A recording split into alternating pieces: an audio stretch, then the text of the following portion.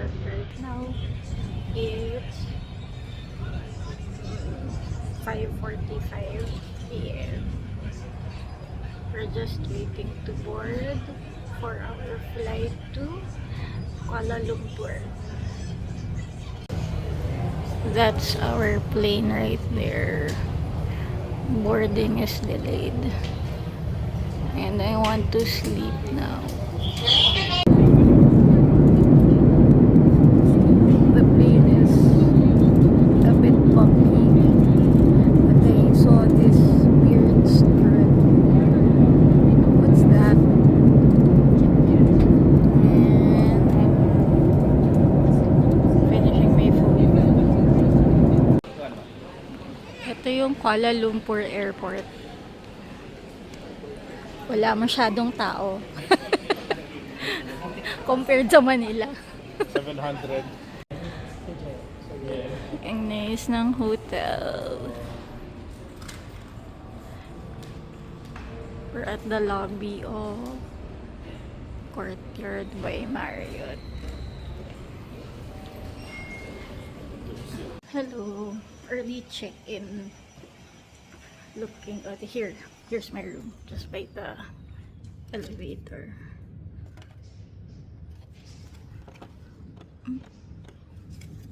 Hold on. 18:30. Okay. Okay.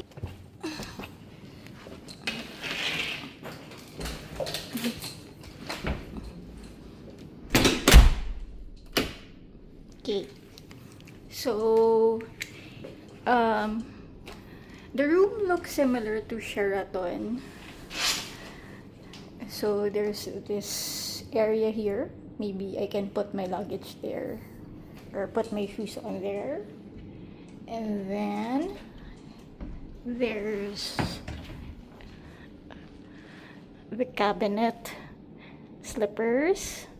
They have an iron, steam iron. And then, oh, what's inside? Oh, it's just a lock or a safe. And then here's a bathroom. They don't have a tub. That's so sad, but it's okay. Still spacious. Coffee. Oh, they have a water station, so I might need to get water outside. Let me look at the fridge. Yeah, so I need to get water outside or somewhere. And then the bed, TV. Oh, it smells so good here. A nice table. I'll work here tomorrow. And then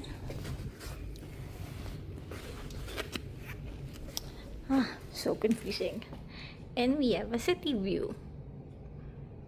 So that's the room tour here at Courtyard by Marriott, Kuala Lumpur. I'm gonna rest for a bit, then we're gonna have lunch. Hey, I'm sorry guys. I worked a while ago, so I wasn't able to vlog. And then we just had dinner.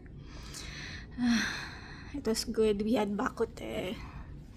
And I'm back at the hotel now. And it's like 7:30. But look at how bright it is. I suck at vlogging. But let's see. Maybe tomorrow I'll have more time to vlog. I'll show you the dessert that I'll eat in a bit. Yeah, I bought something. Hello. I'm trying to figure out the TV. bahala na. But I bought that dessert at the ground floor of the office building. Yeah. See, I suck. I suck at vlogging. Anyway, actually, I kinda knew about this place last year. Ano ba? Wait lang.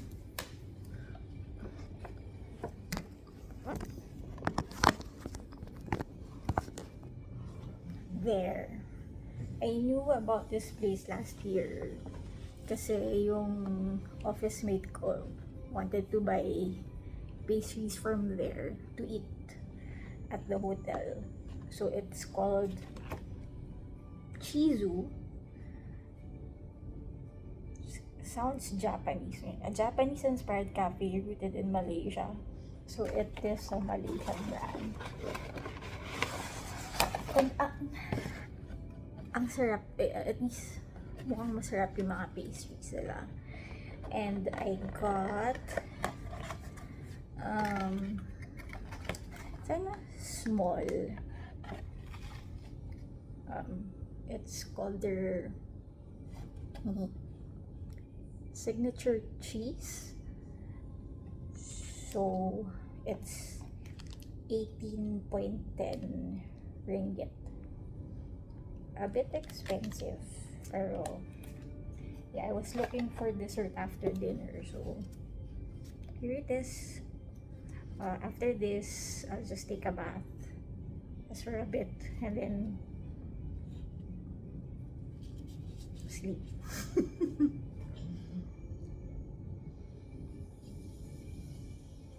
So like earlier in the office, we were talking about ngayong the camping trip that we're going for the kickoff.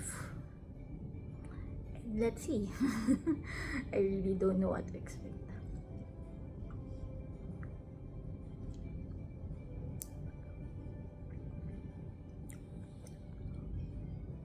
Oh, also, hindi na po tayo Gen Z, pero kunwari nagpapaka Gen Z tayo. So I bought, ang gastos ni ate, no? I bought a Kodak Charmera, and because I saw this vlog comparing it to this other one. So first review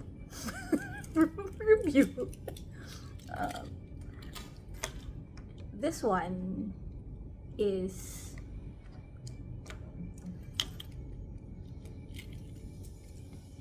in size wise, there isn't much difference. Mas manipis lang si Charmera.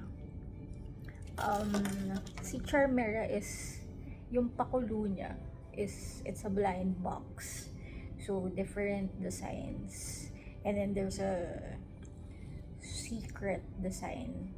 So, I got, puti na lang medyo basic.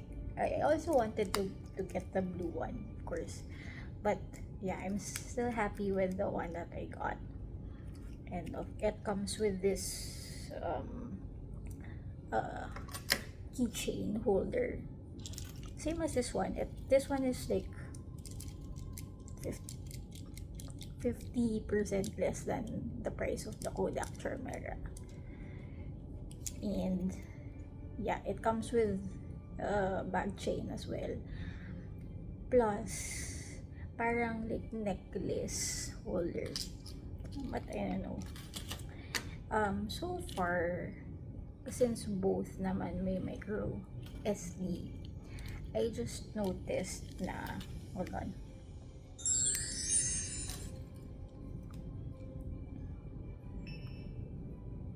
yan, when you open the camera. Yung cheaper one goes to the viewfinder agad.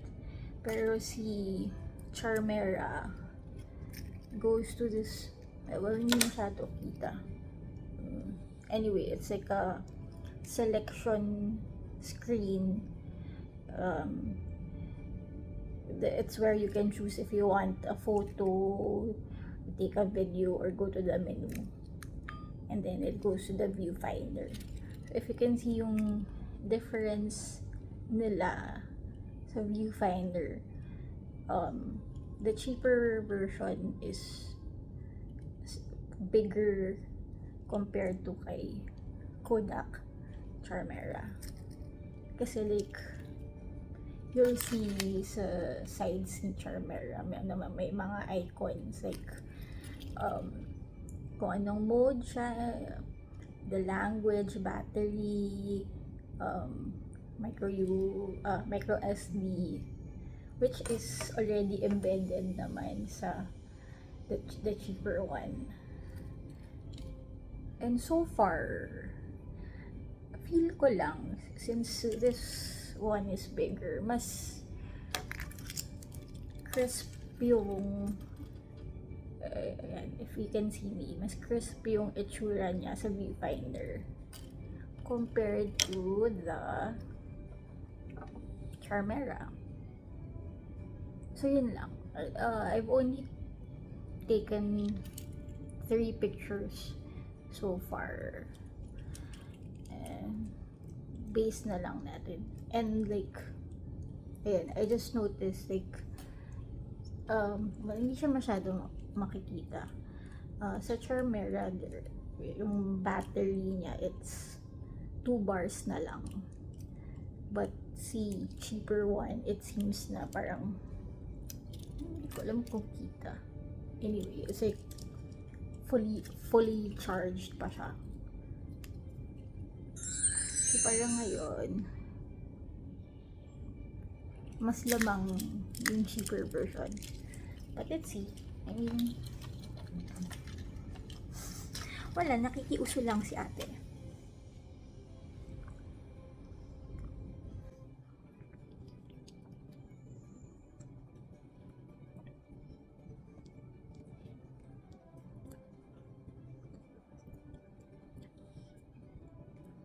Okay, so this one is more like Japanese cheesecake-ish na New York cheesecake flavors.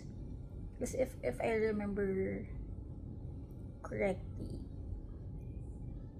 yung Japanese cheesecake is like softer in texture.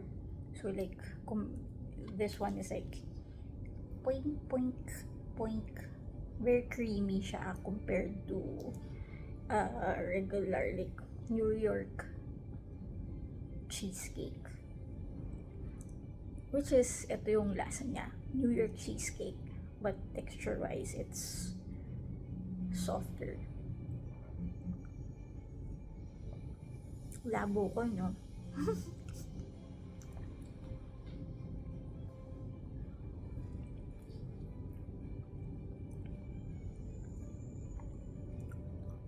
So, plans for tomorrow. Supposedly, I was just supposed to stay at the hotel lang the whole day, work here. Kaso lang, I have to go to the office again, which is supposedly what the plan was today. Yun nga, was to get the laptop. So, hindi ko pa actually alam kung anong time ako pupunta sa office tomorrow. But let's see.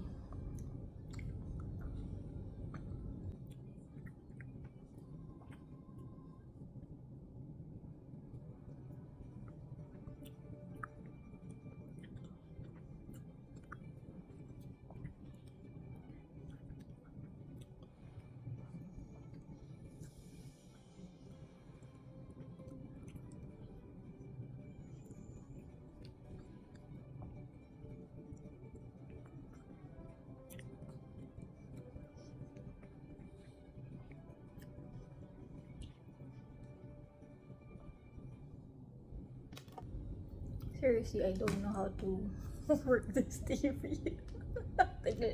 Ang tagal ko na hindi nagti-TV. It's kaloka.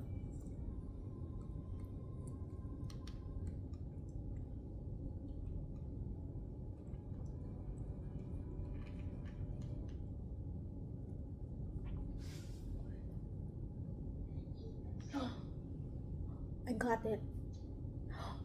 Amazing.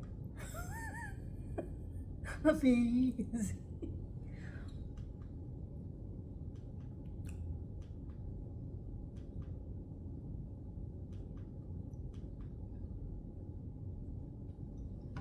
Amazing. Labo.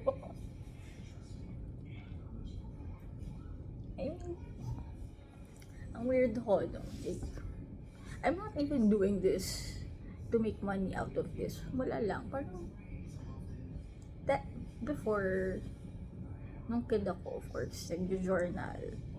And then, nung nauso yung mga, like, blogspot and whatever. So, I also did that. More, it's really just for jotting down my thoughts, things I want to remember, things that I'm feeling. Tapos ganun din yung like, ang tagal ko actually before I had Instagram. I caved in. Kailan nga ba? I mean, it's been a couple of years na din naman. And I'm active there. Pero yun nga, parang it's really just for me to take down memories. And if you know my Instagram, puro food. So like, memories of food that I ate and I want to remember. Like, oh, I had this really good, like, this cheesecake at this restaurant or whatever.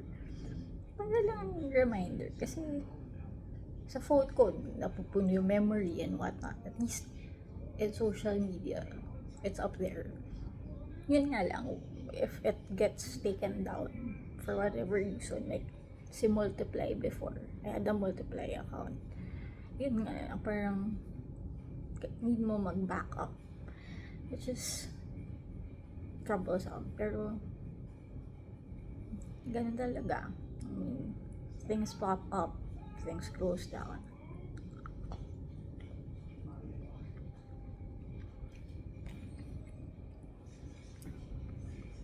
So yun, I'll just finish my cheesecake. Really good. I mean, price-wise, it's a bit expensive. Pero, then again, yun nga, when people say when you travel abroad, wag mo na lang i-convert. So, yeah, like, if I convert it to pesos, it's expensive for what it is. But, it's good. I'd have it again. Siyempre, ipopost ko siya sa Instagram kasi gusto kong maalala.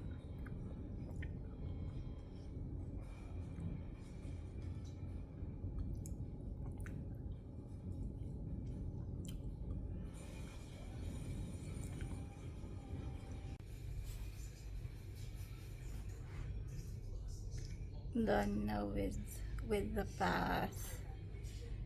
I have pimples. Every time I go here, parang lagi ako may pimples. Bahala na. It's like 9 o'clock and I should try to sleep. So see you tomorrow. I'll try to be better at vlogging, but let's see. No promises. This is a work trip after all.